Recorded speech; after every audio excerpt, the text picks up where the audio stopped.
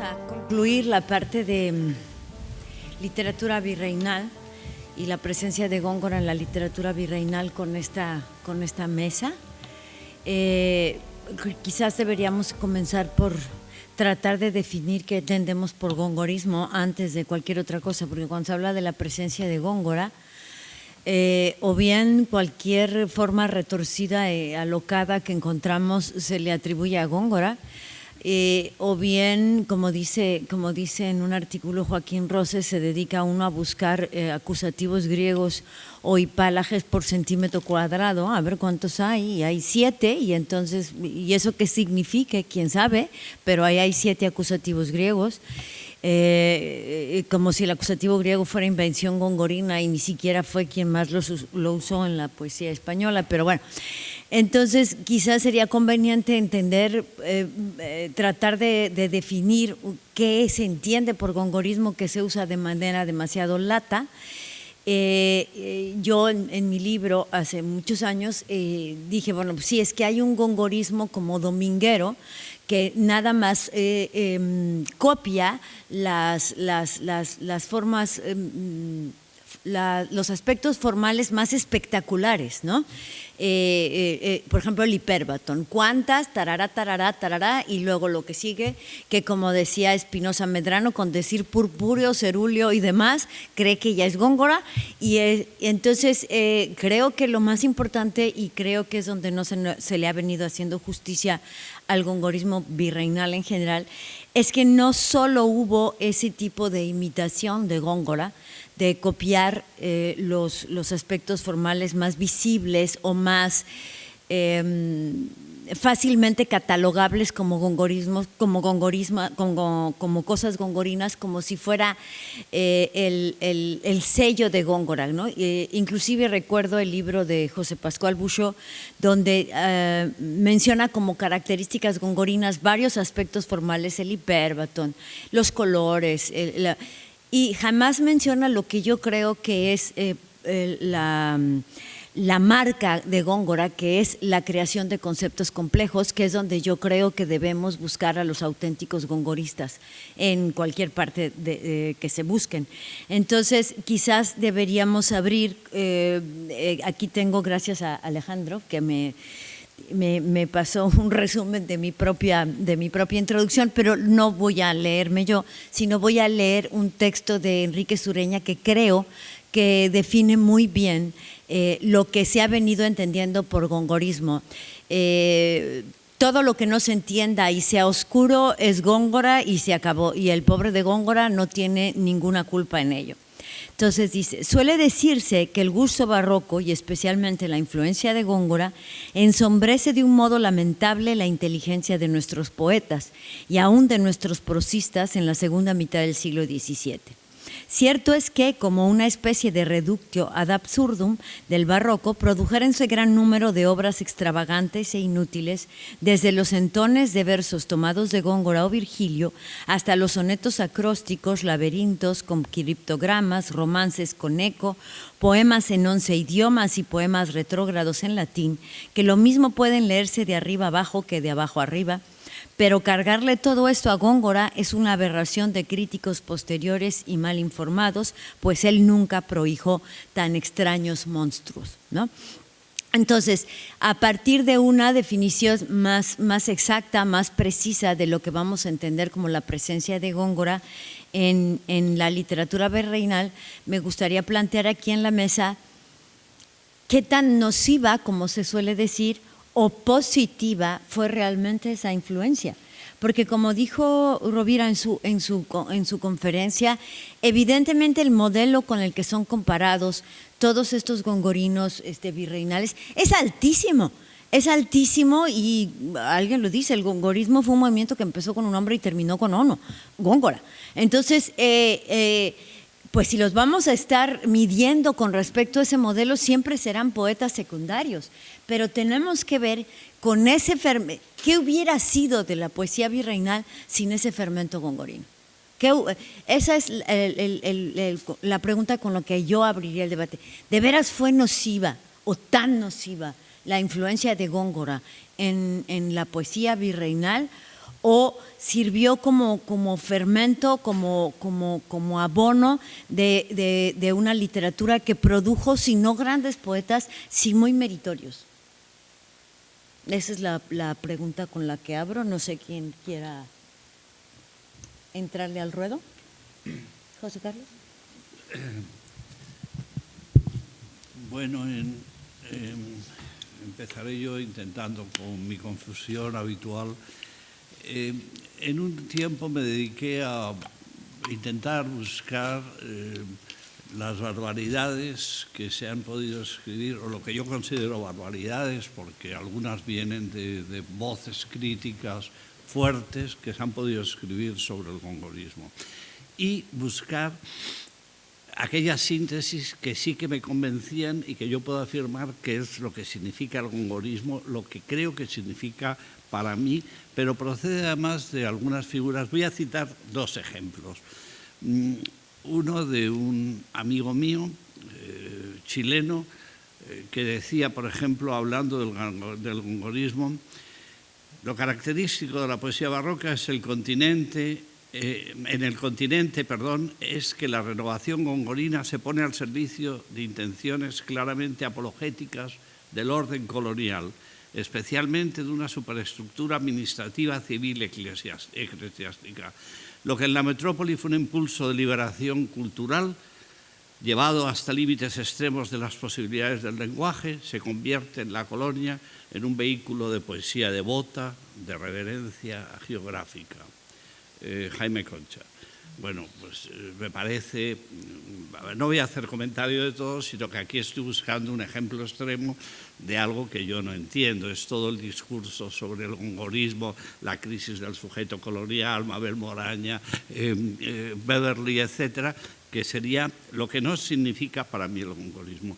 Y voy a buscar un ejemplo que sí que me sirve, tengo varios, pero, por ejemplo, hay un libro que reconozco que me sirvió como clave en un momento determinado, y es Martín Adán, de lo barroco en el Perú.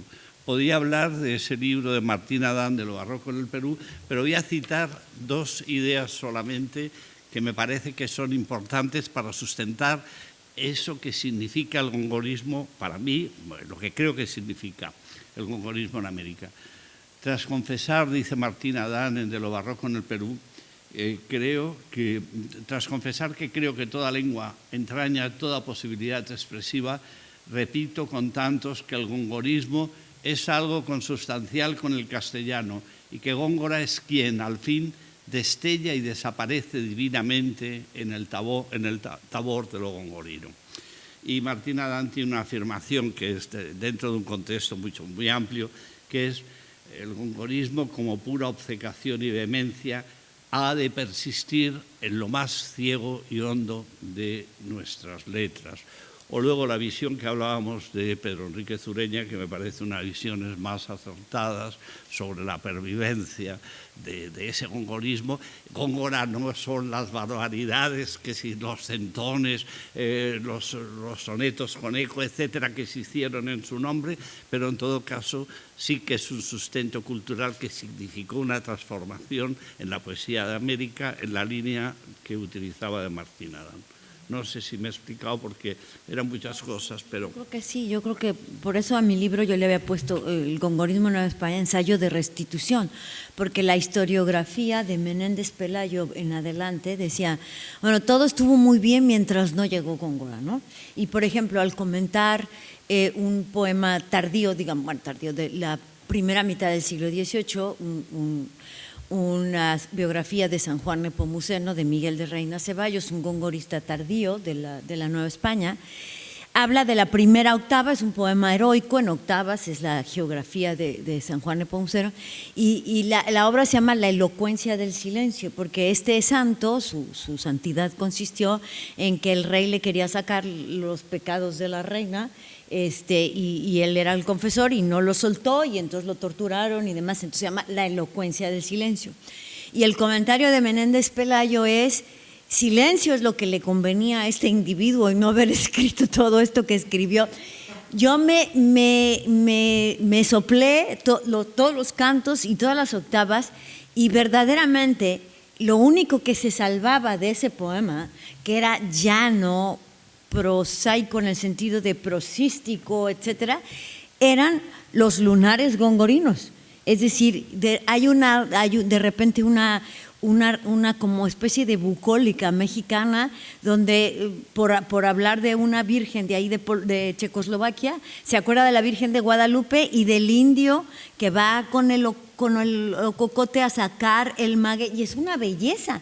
Y todo está inspirado en Góngora. Entonces, esos lunares gongorinos atacados por Menéndez Pelayo y que luego ese lugar común se repitió acríticamente, Pimentel, Carlos González Peña, incluso Alfonso Reyes. Incluso Alfonso Reyes cayó en esa trampa cuando, por ejemplo, de un soneto hermosísimo, un soneto funerario a la muerte de Isabel de Borbón, de Juan Ortiz de Torres, que dice 2 lágrimas, tenía Cleopatra 2 lágrimas, las perlas y dice, hacen a Marco Antonio tragarse las lágrimas de Cleopatra. No está diciendo eso el soneto en ningún momento. Entonces siempre hemos tenido este prejuicio de acercarnos a la poesía virreinal como pomposa, gongorina, oscura, mocha mexicanismo por religiosa, y no la leemos. Hemos cometido la injusticia de no leerla y rescatar lo que hay de rescatable.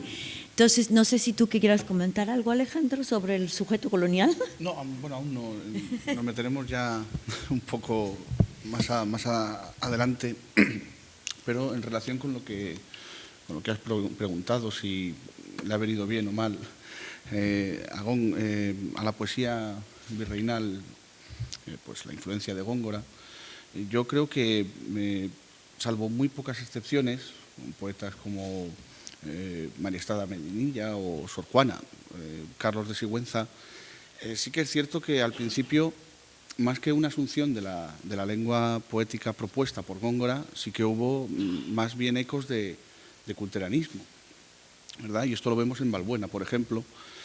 Y, por ejemplo, sabemos, por ejemplo, por Méndez Plancarte, que la poesía de Góngora sí que llegó antes me estoy refiriendo sobre todo al virreinato de Nueva España, sí que llegó antes en forma manuscrita, antes de que se publicasen, ¿verdad? Y se ha demostrado que Balbuena, pues hay ecos de Góngora en Balbuena. Sin embargo, se considera que Balbuena, por ejemplo, no es gongorista. Sin embargo, voy al punto de la cuestión que has planteado, Marta. Yo creo que sí que hubo una sobreproducción sobre la imitación de la lengua poética propuesta por Góngora a partir de determinados certámenes, ¿no? A partir de 1650, sobre todo, ¿verdad? Esa segunda parte del siglo XVII. Pienso en el certamen de San Pedro Nolasco, el certamen a la Inmaculada Concepción de 1654, el Festivo Aparato, etcétera, ¿verdad? Donde en las justas sí que se pedía que se imitasen o que se cogiesen versos de Góngora a modo para utilizar el centón, o que se utilizasen los recursos expresivos por él. Y ahí es donde tenemos el problema, creo yo, y es que todos los poetas que no necesariamente tenían gran calidad sus composiciones, pero trataban de imitarlo, ¿verdad? Y bueno, las composiciones no tienen una calidad, por así decirlo, sobresaliente. Evidentemente sí que hubo poetas que ganaron los certámenes, como Bramón, ¿verdad? Que participó en el certamen de la Inmaculada Concepción. Entonces, como digo, esa sobreproducción de la imitación de la lengua poética. ¿Es esto bueno o malo? Pues como digo, salvo muy pocas excepciones, y que fueron aquellos poetas que sí que supieron entender esa poética o la lengua propuesta por Góngora en sus poemas. Como digo, salvo muy pocas excepciones, sí que fue algo, por así decirlo, malo para el virreinato, creo yo, porque ahí tenemos muchísimos poemas, muchísimos, centenares de poemas, donde tú los has editado muchísimos en tu antología de poesía novohispana, pero como digo, la calidad, tendríamos que preguntarnos sobre la calidad de esos poemas, ¿vale?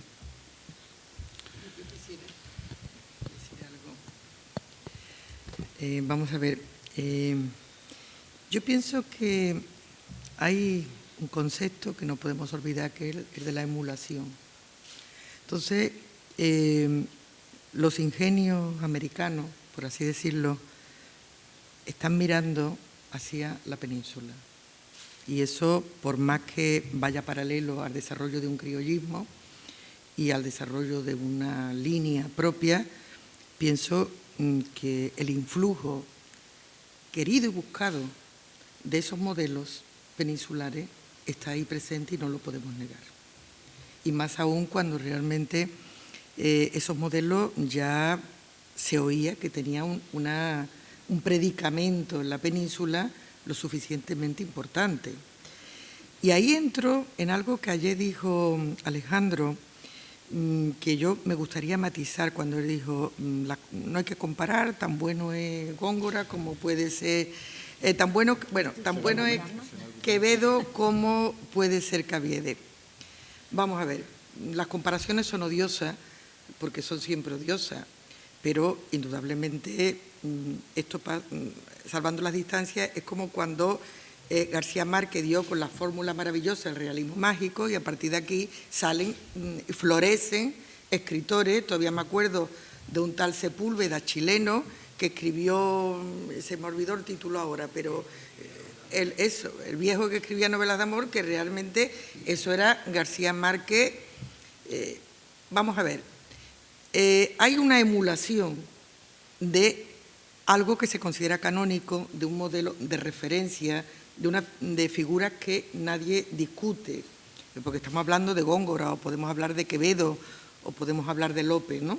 Hay una serie de paradigmas en el siglo de oro que van a tener un predicamento. Entonces, no es ni bueno ni malo que en América, en los virreinatos, se escriba al modo de o a la emulación de tales modelos. Ahora bien, ya cada uno tiene que lidiar con lo que la naturaleza le ha dado en cuanto a su capacidad de creación. Nadie discute que Sor Juana estaba estupendamente dotada para la poesía, para el teatro, para tantos géneros, y no hay ni que compararla no es ni mejor ni peor que Góngora, es Sor Juana. Sor Juana ha leído a Góngora como ha leído a otros muchos poetas peninsulares y a muchos poetas clásicos, no nos olvidemos, y escribe su obra en su tiempo y en su momento. Ahora bien, yo no me atrevería a decir tan alegremente, como dijo allá Alejandro, con todo mi respeto, que igual de bueno es Caviedes que Quevedo. Bueno, me vas a perdonar, yo creo que Quevedo es un poco mejor que Caviedes, porque Caviedes tiene versos, bueno, en fin, que están ahí un poquito cogidos. Pero ahí entraríamos también un poco en otro tema, que es la transmisión que nos ha llegado a veces de esas composiciones, ¿no? Entonces, en mi modesta opinión, yo creo que ese vínculo, sin que esto signifique ofender en absoluto a los escritores de las colonias, ese vínculo y esos modelos están ahí y están ejerciendo una presión voluntaria e involuntaria sobre lo que se está escribiendo. Otra cosa después ya es que el que escribe emulando a, o porque le parece que... Porque además también le puede parecer muchas veces que escribiendo a la manera de... es una forma de reintegrarse en ese canon. En esa tradición. En claro. esa tradición.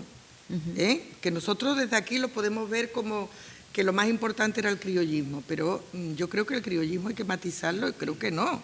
Que muchas veces, bueno, como vienen estos estudios culturales, que no, estaban ya desde el principio convencidos de que no olvidemos que eso está ahí y esa es mi modesta opinión. Si alguien no está de acuerdo, pues puede perfectamente disentir. Yo, Trinidad, bueno, para todos ustedes, yo no creía que la afirmación que yo hice ayer fuese tan polémica o llegase a ser tan polémica, pero quiero aclararla solamente un minuto. Cuando yo dije que no podíamos comparar la obra de Sor Juana con la de Góngora, como la de Quevedo, hablaba, y no lo expliqué bien ayer, sobre los términos de originalidad y novedad. Digo esto porque evidentemente todo poeta o todo creador literario, artístico, tiene un modelo a seguir, pero no podemos reducirlo únicamente a Góngora. En fin, yo lo que quiero decir es que en cuanto a originalidad y novedad, es novedoso que, por ejemplo, Sor Juana introduzca palabras del náhuatl en algunos de sus romances. No lo es, porque ya se había hecho antes, en la tragedia intitulada Ocio, de Juan de Girocondo, o incluso Mateo Rosas de Oquendo también lo había hecho en su famoso romance. No es novedoso que Sor Juana lo haga, pero sí es muy original, dentro del contexto y dentro del sentido de la composición. Entonces, claro, la mente es comparatista, por supuesto. Yo quería decir ayer con mi afirmación que evidentemente el modelo está ahí, pero decir que alguien es superior, como hemos podido leer, que un poeta posterior es superior a su modelo, es una afirmación, a mi modo de ver, muy arriesgada. ¿Por qué? Porque, y dije el argumento, su obra poética o su creación poética se enmarca en parámetros diferentes de tiempo, han tenido una formación cultural diferente cada uno de los poetas, pero no pretendía yo ser polémico, sencillamente, lo digo porque ha salido en varias conferencias mi afirmación, no pretendía yo ser polémico. Evidentemente, por supuesto, como acaba de decir Trinidad, el modelo está ahí. Ahora bien, y Sor Juana lo asimiló perfectamente, no solo a Góngora, ¿verdad? De ello habla Marta en su ensayo, no solamente a Góngora, sino a poetas egregios de la tradición grecolatina y también hispánica, ¿verdad? Y bueno, esa era la única aclaración que quería hacer. Bueno, claro, basar calidades en buscar quién es el primero en utilizar cualquier recurso narrativo y en función de eso pensar que la novedad es lo que tiene que ver con la calidad, pues como esta tarde vendrán los profesores que se van a dedicar a estudiar a Borges, pues podríamos asumir la máxima que nos enseñó Borges de que en literatura nunca hay nada nuevo, porque las 4 metáforas posibles ya las inventaron, bueno, las inventó Heródoto. O sea que, ¿para qué seguir con estas cosas? En cuanto a modelos, si centramos la cosa en península, virreinatos, creo que no vamos a avanzar nada en cuanto al conocimiento de lo que los autores hicieron en cada época, porque desde mi punto de vista habría que hacer un análisis ligado a 2 asuntos.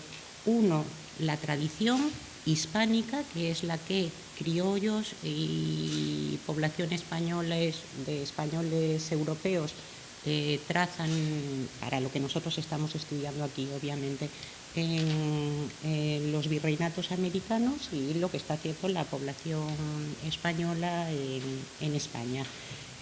Unir la idea de la tradición hispánica con la concepción que sobre la poesía y sobre la imitación hay en cada época, porque es que eso sí que varía. Y para los autores, cuando empieza la centuria del 700, la imitación es uno de los valores poéticos que tienen que llevar a cabo ellos. Pero no solo la imitación por estar imitando, no, es porque en la imitación encuentran la enseñanza, ¿no? Lo que va a variar es, a lo largo de la centuria, el decir, ponemos el modelo en los barrocos o ponemos el modelo en el Renacimiento, ¿no? Los neoclásicos, cada vez de forma más dogmática, van a ir diciendo nos tenemos que saltar un siglo y tenemos que irnos al XVI para encontrar los modelos hispánicos.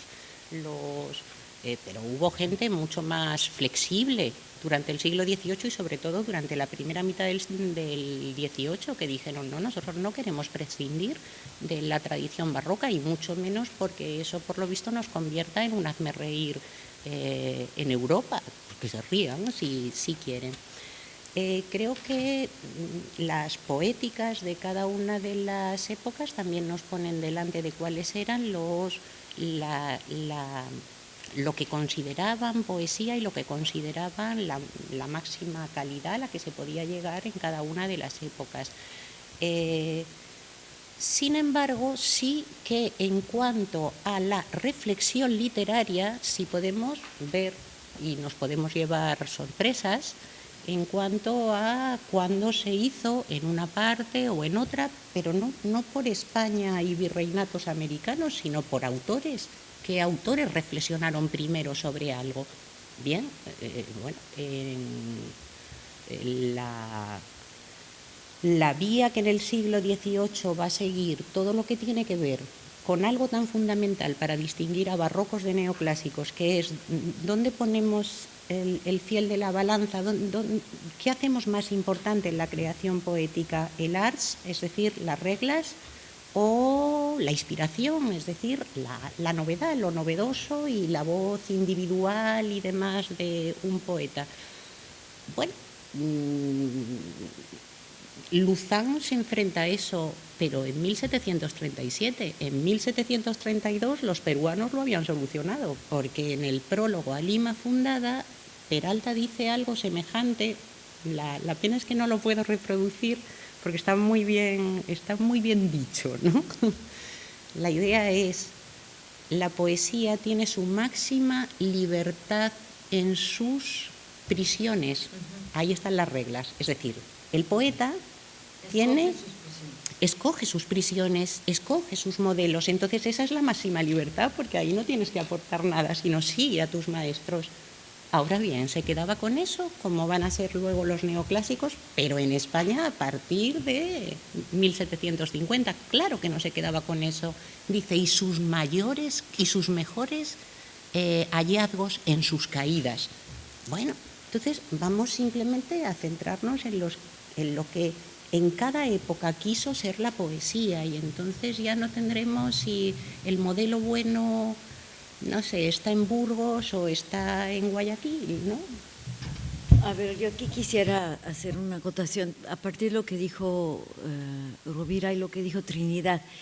Esto del criollismo, ¿no? Que es como si fuera el gongorismo, como si en el gongorismo hubieran encontrado los americanos la lengua que los diferenciaba de la península, cuando yo creo que lo que estaban buscando es ser considerados poetas hispánicos independientemente del lado del Atlántico del que hubieran surgido. Es decir, sí, estoy segura que si, como decía mi profesora Latorre, los espiritistas fueran serios y le preguntáramos a cualquier poeta, Sigüenza y Góngora, Sor Juana, a cualquiera, le preguntáramos, tú, no, si yo nací en México, pero soy una poeta hispánica, es decir, me considero parte de esa tradición, y yo creo que si por algo historiográficamente hablando, el gongorismo se extendió más allá de las fronteras historiográficas en América, es por esa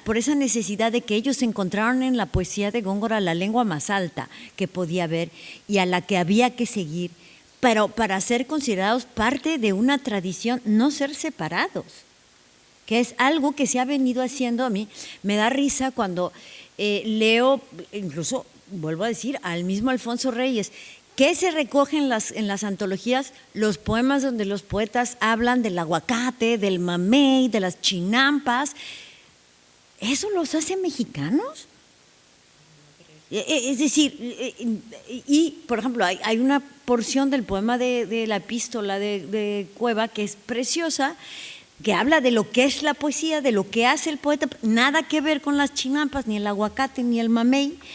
Y eso no se incluye en ninguna parte, porque yo soy muy criticada, mi prólogo a la antología ha sido muy criticado, porque no me gusta hacer la diferencia entre la poesía de un lado del Atlántico y la del otro. A mí me gusta ver a Borges como un poeta tan mío como puede serlo Sor Juana o Góngora, es decir, no me importan las nacionalidades, y si está escrito en español es parte de mi ser. No me gusta hacer esas diferencias, pero yo quisiera saber ustedes qué opinan. ¿Verdaderamente ese gongorismo buscado por los poetas virreinales es una necesidad de diferenciarse del peninsular? Bueno, es que, claro, yo totalmente de acuerdo con Marta Lidia, nada más que digo eso. Totalmente. Yo no, porque es que, bueno, pero no es que no esté de acuerdo, es que yo matizaría la idea de que los escritores quieren ser considerados, cuando los leemos, a gente como Sor Juana diciendo que yo, señora, nací, vemos que ellos tienen una alta conciencia de quiénes son, algunos, otros no, claro, es que en la viña del Señor hay de todo, pero hay algunos que tienen una alta conciencia de quiénes son y que aportan y qué quieren decir y demás. No están copiando un modelo para ser considerados. Eso es lo que se ha dicho desde España y luego desde el siglo XX es lo que está diciendo la crítica literaria latinoamericana, curiosamente, porque no había nada más españolísimo que eso, o españolazo que eso.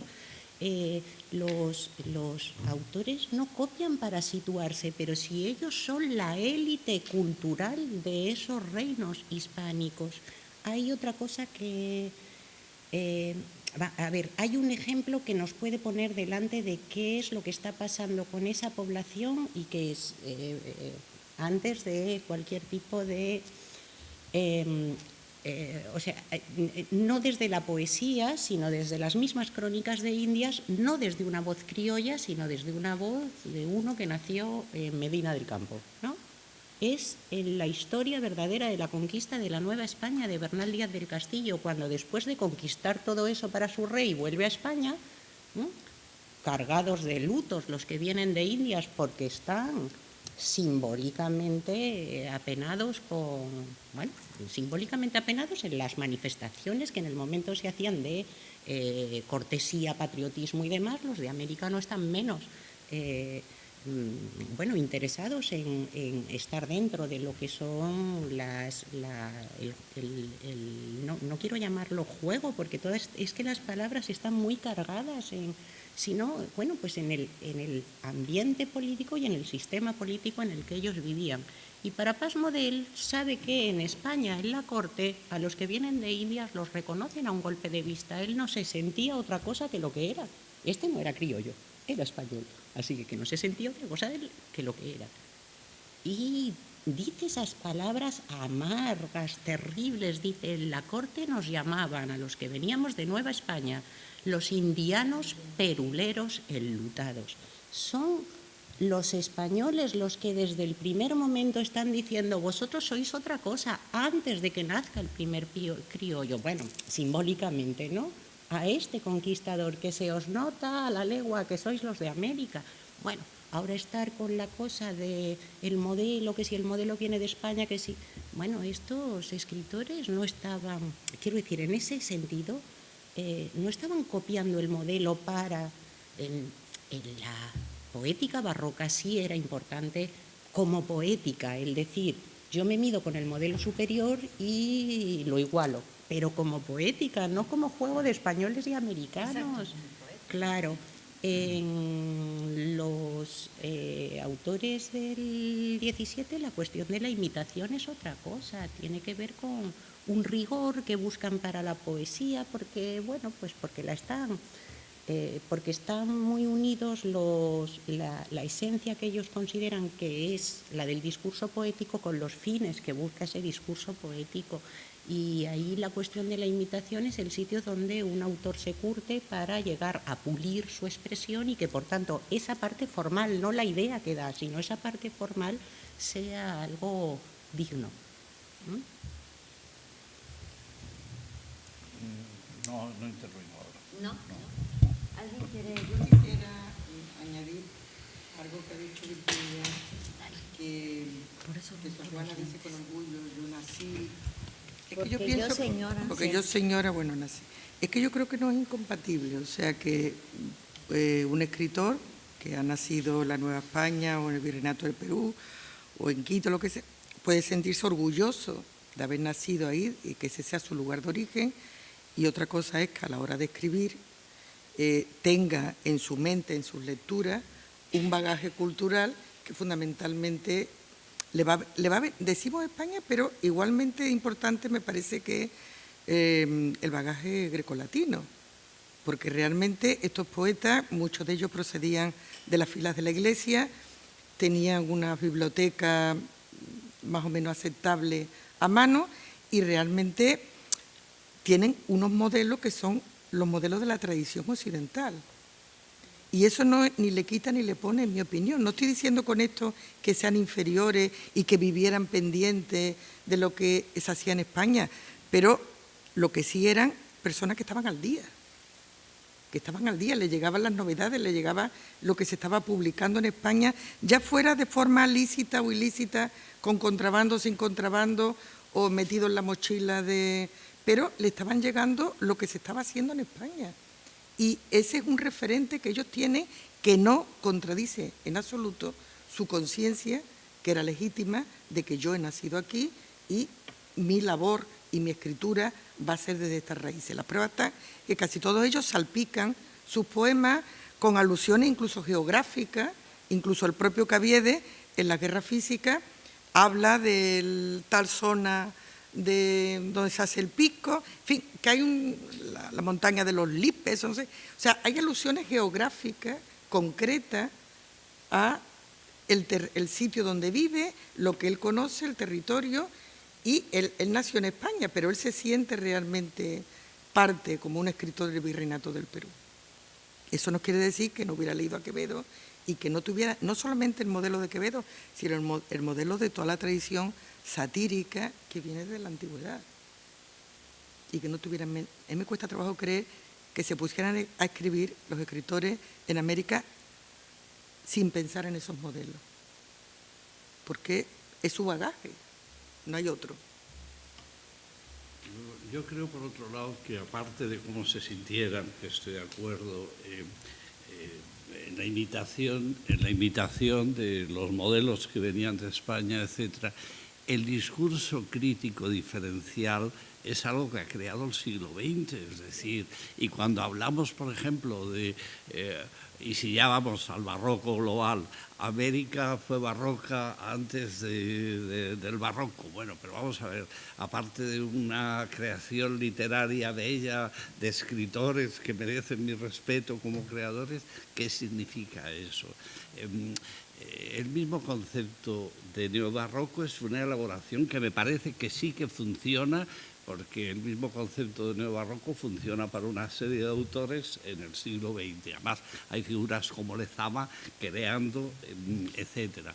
O Mariano Picón, que es el que habla de barroco de India. Bueno, en fin, quiero decir, estamos ante un discurso del 20 y ese discurso del 20 no nos permite ver cómo se sentía. Yo lo que sí que no acepto, yo soporto todo, pues son algunas afirmaciones de las que fui recogiendo en algún momento el barroco americano como desmontaje de la sociedad virreinal en sus contradicciones y conflictos, utilización del discurso crítico en el barroco americano y la polémica como fijación de la identidad criolla, dinamización del concepto de patria como ideologema protonacional, representación de la cotidianidad y sectores populares, integración de elementos de la cultura indígena en diálogo con las formas canónicas peninsulares, articulación de la estética gongorina a la visión criolla.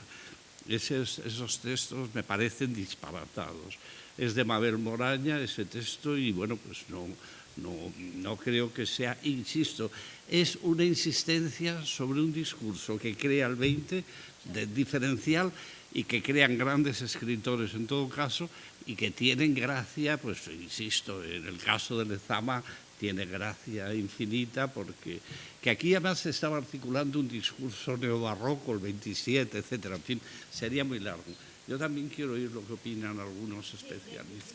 Quería abrir el diálogo con el público para ver si tienen algo que comentar, preguntar, decir, corregir.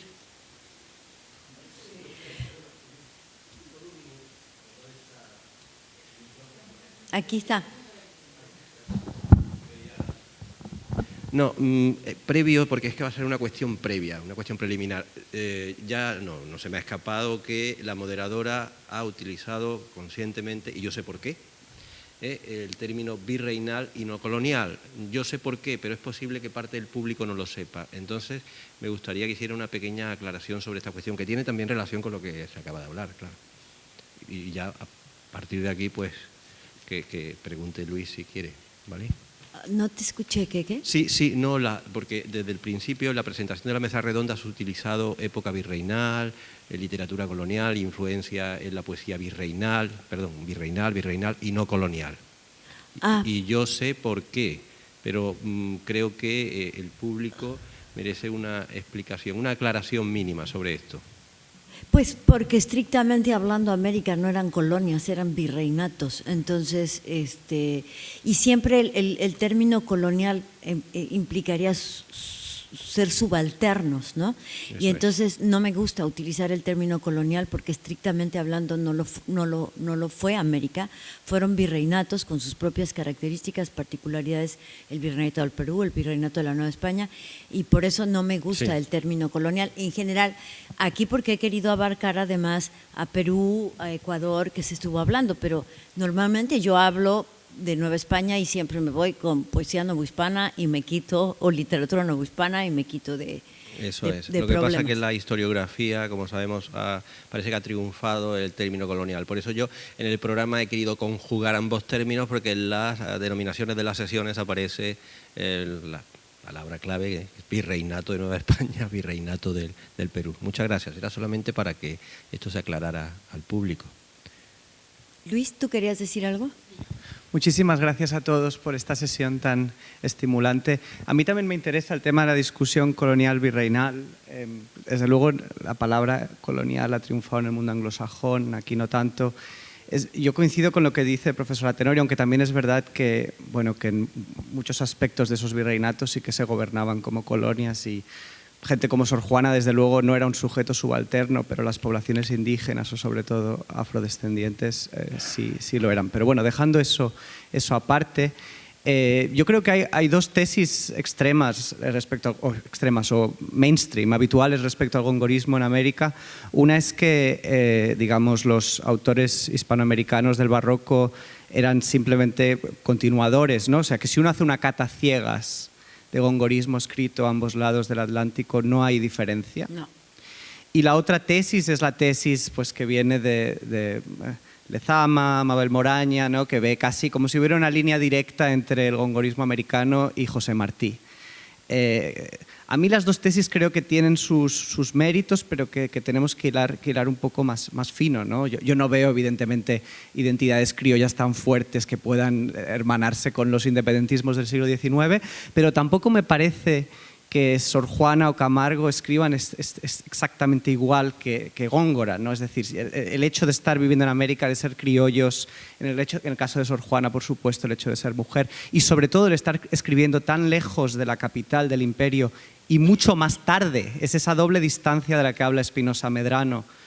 Tarde parece que salgo a esta empresa, pero vivimos muy lejos los criollos, ¿no? Esa doble distancia espacial y temporal les crea una ansiedad, por homenajear a Bloom, ¿no? Que falleció ayer, esa ansiedad de la influencia, de estar escribiendo tan tarde, después del siglo de oro, que yo creo que sí que provoca algunos, digamos, les lleva a escribir de una manera que se puede diferenciar de lo que se estaba haciendo en España, ¿no? Y en cuanto al tema que ha comentado la profesora Virginia Gil, yo estoy de acuerdo que la poética, es decir, uno emula de tú a tú a un modelo y no es tanto un tema de criollos versus españoles, pero sí es verdad que hay una cierta, digamos, hay un cierto orgullo criollo, y no lo interpreto de manera política, pero por ejemplo en el prólogo de Bastidas al poema heroico de Camargo aparece ahí una metáfora que se convierte en un topos prácticamente, que es eso de que nosotros no solo somos ricos en minas de oro y plata, sino también en ingenios fecundos, ¿no? Y hay como esa necesidad de mostrar a España de que ustedes no solo se llevan nuestro oro y nuestra plata, miren también lo que estamos produciendo aquí, ¿no? Toda esta gran poesía de Camargo, Sor Juana, etcétera. Y eso pues sí que creo que hay una cierta necesidad de mostrar lo que son capaces de hacer también los ingenios criollos, que no se piensen que solo los españoles los que escriben estas grandes obras. Y de hecho, tanto, y ya con esto acabo, perdonen, pero tanto Sigüenza y Góngora como Espinosa Medrano escribieron líneas muy dolidas respecto a sus lectores españoles, ¿no? Sigüenza y Góngora dice, creen en España que todos los que nacemos aquí en América, poco menos que somos seres irracionales. Y Espinosa Medrano dice, creen en España que los estudios de los hombres del Nuevo Mundo son bárbaros, ¿no? O sea, sí que hay una cierta digamos, sensibilidad ofendida o cierto resentimiento respecto a un cierto aire de superioridad español al leer las obras de América. Y con esto concluyo. Gracias. Bueno, lo que pasa que es que la lucha no es entre poéticas y entre escritores, sino que estos escritores lo que están es defendiendo el buen nombre del sitio donde han nacido.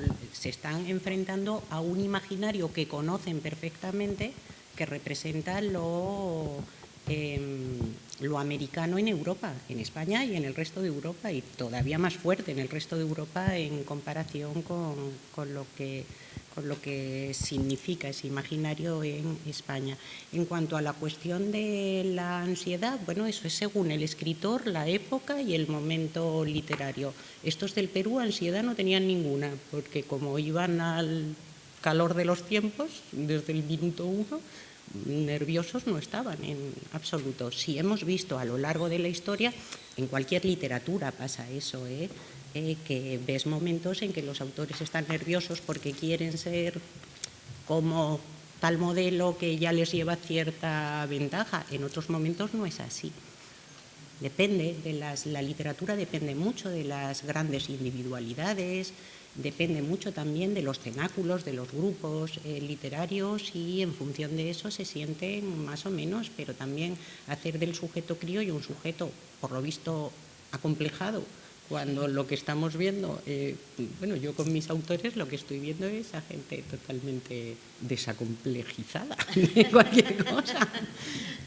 Porque además no, y tampoco la otra cosa, convertirlos en unos catetos porque se creen que ellos son... No, es que no es eso exactamente, es que hay que poner las cosas en otro lado, y muchos conflictos parece que vienen de conflictos entre modelos, escritores y demás, y sin embargo tienen que ver con que saben que del sitio donde ellos, de su patria, que era lo que significaba patria en el momento, de su patria, es decir, de tu lugar de origen, se están diciendo unas barbaridades que en realidad lo que están haciendo no es estar ansiosos.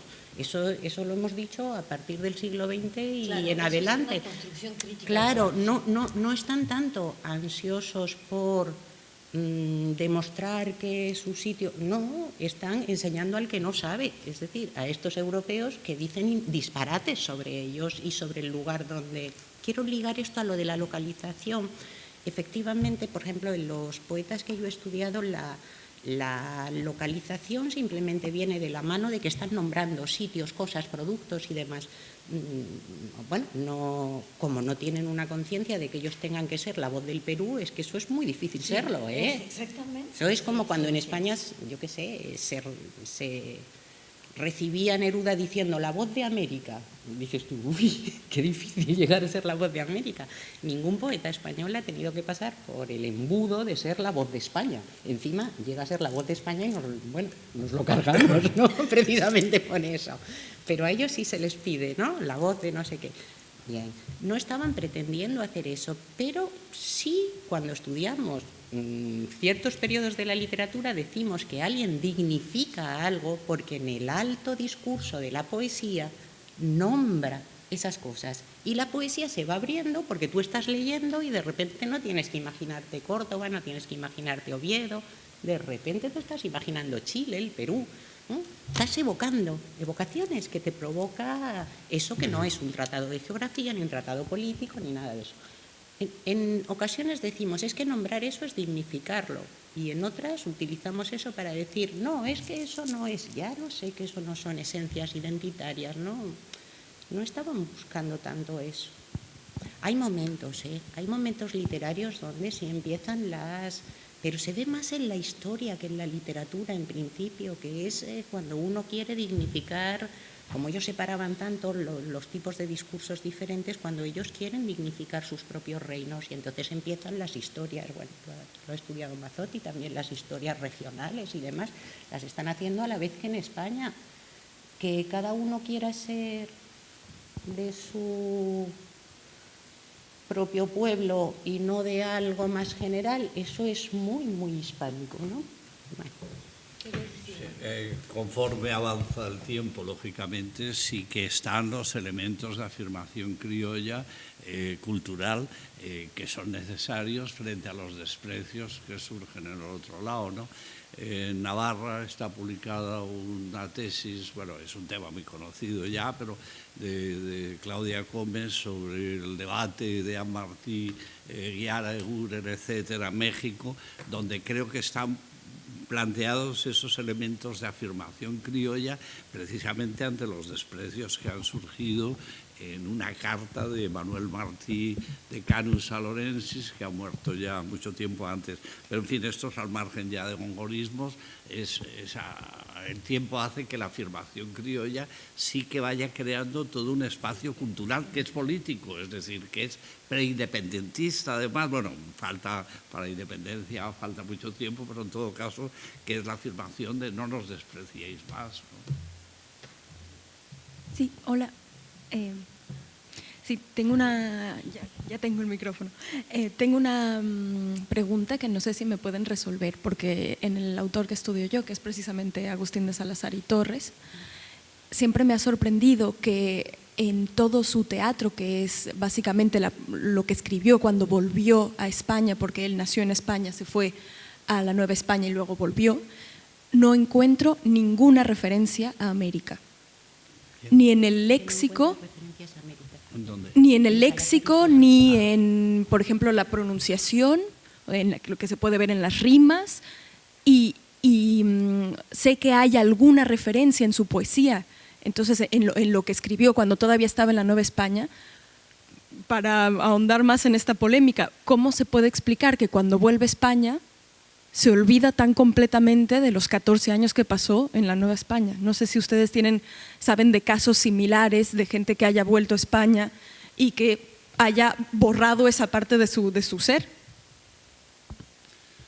Bueno, yo creo que es porque cuando Salazar y Torres regresa a España y entra ya en la corte por vía del conde de Alburquerque, o gracias al conde de Alburquerque, todas las comedias que escribe son por encargo, con motivo de festividades sobre las personas reales de la corte. Entonces, no creo que Salazar y Torres tuviese presente a los virreinatos a la hora de escribir sobre estas comedias, sobre crear las comedias. Pero, creo que ese puede ser un motivo por ello.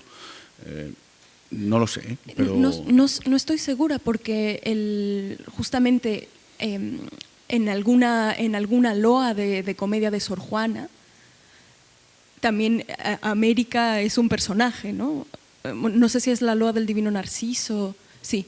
Y también podría ser representado América de manera alegórica en las loas de Salazar, pero no es el caso. Y ningún elemento de la naturaleza, no sé, si hubiera realmente, o sea, puede ser que escriba como dice, según un código muy palaciego, que realmente no le permite, y aparte con referencias mitológicas, que no le permita ahondar en el imaginario americano, pero me parece raro que ninguna referencia a la fauna, flora de América salga en ningún punto. No sé si es el caso de otros autores. Pero bueno, por completar, que creo que te he oído decir algo de la rima, ¿no? Claro, exacto, la llamada rima americana, ¿no? Como la que utiliza Sor Juana en El primero sueño, cuando rima cansa con balanza. O en el soneto. O en el ceseo. Le escribo este soneto porque Eso es. Doña Rosa, que le escribo este soneto. Claro que siendo nacido en España, Salazar y Torres, bueno, depende de la zona también, claro, pues es lógico que no la utilizaran, ¿no? Pero sí es un poco raro lo de las referencias, y creo que no se justifica con que sean obras de encargo, porque Sor Juana tiene muchísimas loas de ese tipo, ¿no? Sí. En los poemas de Salazar y Torres, en la obra lírica, tampoco hay referencias, y en el poema que comenté ayer sobre las estaciones del día, creo que hay, corrígeme si me equivoco, Marta, creo que hay una o dos referencias al suelo americano. Una o dos. Pero una o dos. Ya, bueno, sí, es que estamos aquí... Yo no podría, porque no estoy en la mente de Salazar y Torres, entonces no podría hablar por él. por qué lo hizo. Que estos autores sí se sentían quizá avergonzados de ese pasado novohispano, no sé, o con muchas ganas de pertenecer a la península. Esto ya caemos, aquí caemos en prejuicios ya. De una sola tradición sin necesidad de distinción. Yo creo que eso es Sí. lo que hay que subrayar. Ok. Lo que decía, esa distinción, esa partición es una construcción de la crítica del siglo XX, pero que no está presente en las mentes de estos autores, para mí. Pero tú, José Carlos, ¿querías decir algo? No soy José Carlos, perdón. José Antonio. Tenemos un problema logístico, así que yo creo que mejor lo discutimos en el almuerzo, porque si me suelto mi rollo sobre el criollismo, y lo he estudiado muy bien, no vamos a estar de acuerdo y ustedes me van a odiar porque los voy a torturar con el hambre. Así que criollamente lo dejo para después. Muchas gracias. Yo únicamente quería hacer un último apunte, por lo menos sobre mi visión del sujeto, y es que debemos tener en cuenta que estos autores del siglo XX, y pienso ya no solo en Moraña o en Beverley, también en Jaime Concha, que defiende esa diferenciación, o lo que explicaría la diferenciación criolla, viene también por parte del gongorismo o de la asunción de la lengua poética de Góngora. Debemos tener presente, y lo han estudiado José Carlos Rovira, Teodosio Fernández, incluso Roses también ha escrito sobre ello, es que la lengua poética de Góngora no fue impuesta por los jesuitas.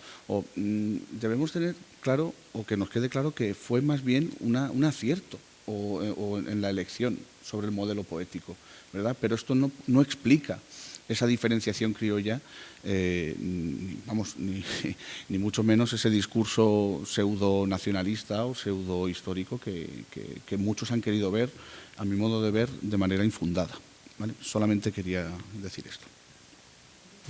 También una cosa sobre las pronunciaciones y grafías en la poesía. Hay que tener mucho cuidado con eso, porque esas grafías y pronunciaciones, o sea, el español tiene muchas regiones que no tienen que ver con la raya que pueda marcar el Atlántico. Extremeños, canarios y andaluces necesitan los mismos sonidos para pronunciar ciertas letras del abecedario español.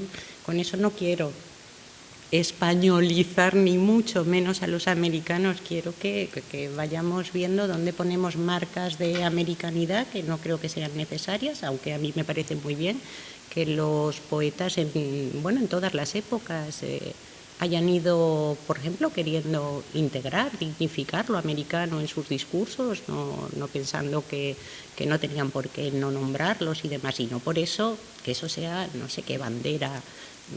Es simplemente que está ahí. Pero la otra, que tiene que ver con lo de las grafías y pronunciaciones, depende mucho de la región del español desde la que está hablando y escribiendo el autor, ¿no? Nada más para terminar, sobre lo que decía Alejandro, en efecto el gongorismo no fue ninguna imposición imperialista de la metrópoli sobre las colonias, fue una decisión convencida de los poetas de seguir simplemente la lengua que ellos consideraban excelente en la poesía, y era la de Góngora. Creo que es en un artículo de Teodosio Fernández que dice, era tan libre o tan no libre un español de la península como un criollo o un...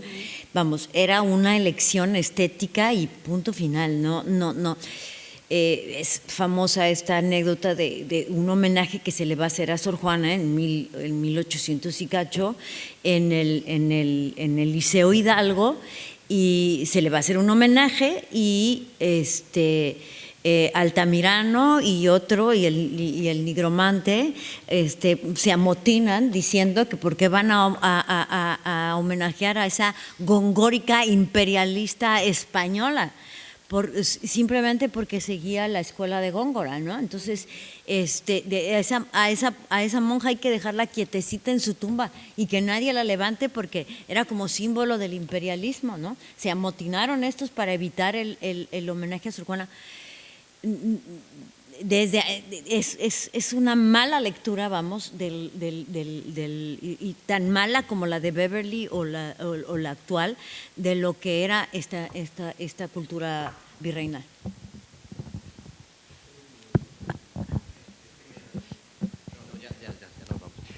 Vamos a ver, pero no se extrañan de que se imite a Quevedo cuando es el más español.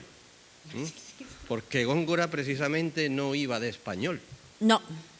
Eso lo denuncia Cacho Casal, por cierto, en un artículo sobre la influencia de Quevedo en los poetas novohispanos. Sí. O sea, totalmente de acuerdo con Joaquín.